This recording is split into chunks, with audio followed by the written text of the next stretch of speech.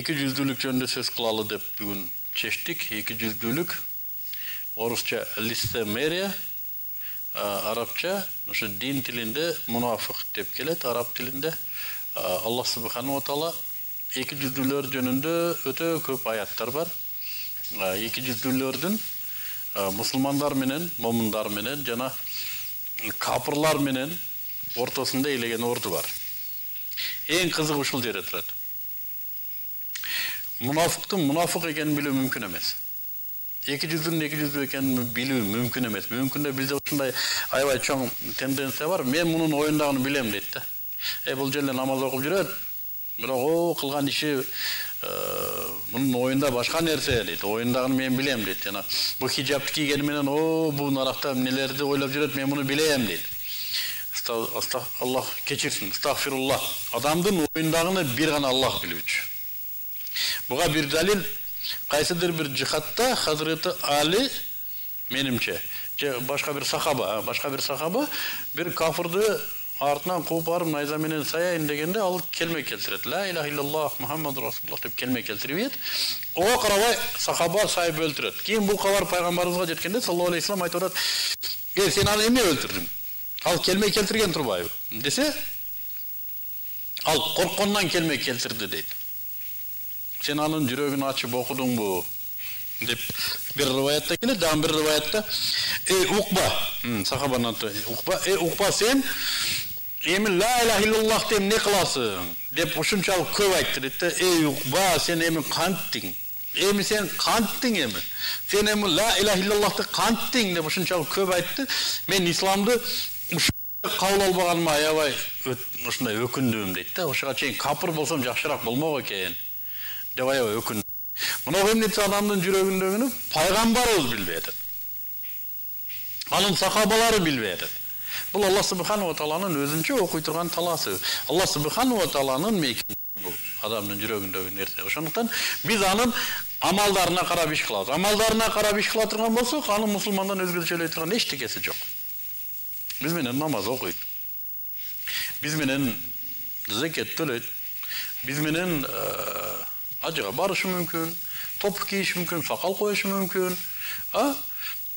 Биз аны билбейбиз. Мунафыктын белгиси сыртында жок. Ошон үчүн кимдир бирөөнү мунафык дейиштен сактаныш керек. Мунафык сырткы белгисине билинсе, бул кафырлык деген сөз. Сырткы белгиси билинсе, эки жүздүүлүктөн бул кафырлык. Анык кафырлыкка өтөт. Пайгамбарыбыздын доорунда ушундай болгон, пайгамбарыбыз мунафыктарды билген, Аллах таала билдирген, бирок ал айткан эмес. Бирок сахабаларынын бирөөсүнө осуят кылып кеткен. Мынау мунафык деп.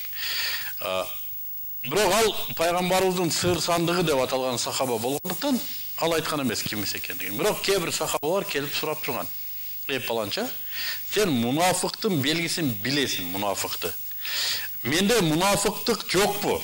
Мен мунафык болуп калбадымбы? Мени айткан эмес беле пайгамбарыбыз деп сурап турушкан. Жок, сен айткан эмес. Мына ушундай. Кээ бир риваяттарда мунафыктын белгилери бар.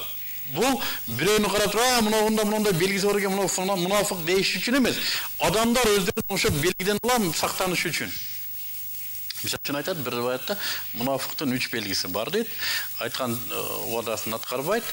Бирөө аманат кылса кыянат кылат, жана сүйлөсө жалган сүйлөйт дейт.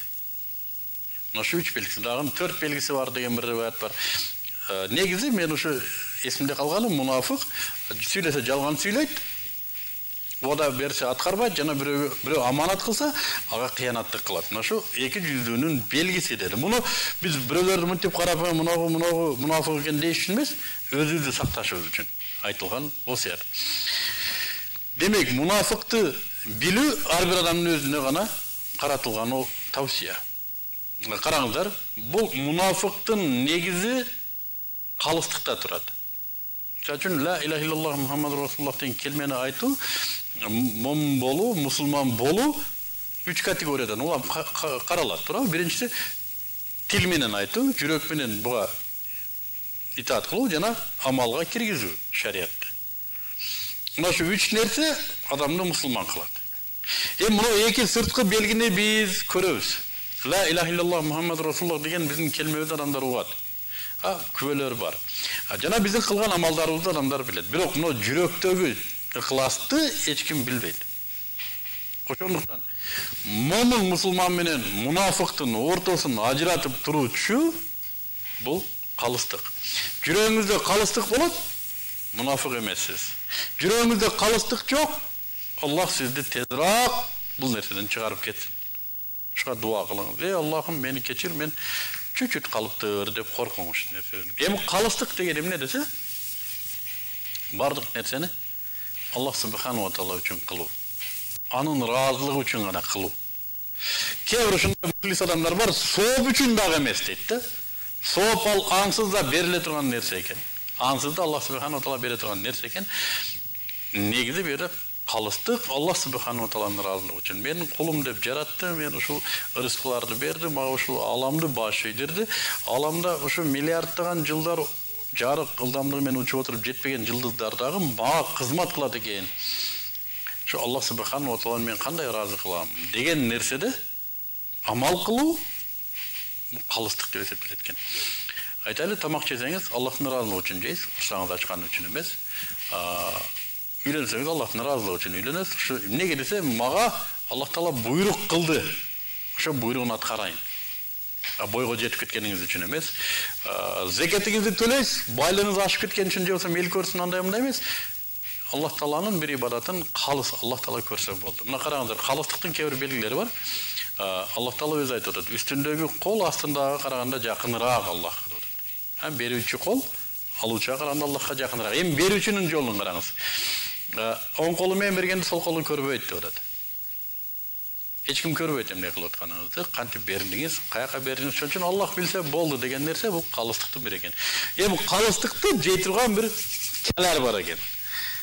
Калыстык камыш десеңиз, ушу камышты челе турган доңуз бул мына ушу мактанчактык. Бизде эл көрсүн деп коет. Эл көрсүн, кожо көрсүн, өзбекче кожо көрсүн деп коет. Эл көрсүн деген сөз, эл укса экен, эл көрсө экен. Мына ушул мунафыктыкты момундуктан ажыраткан нерсе калыстык болсо, калыстыкты жей турган нерсе, жогото турган, кажый турган нерсе бул ушу мактанчактык болот экен.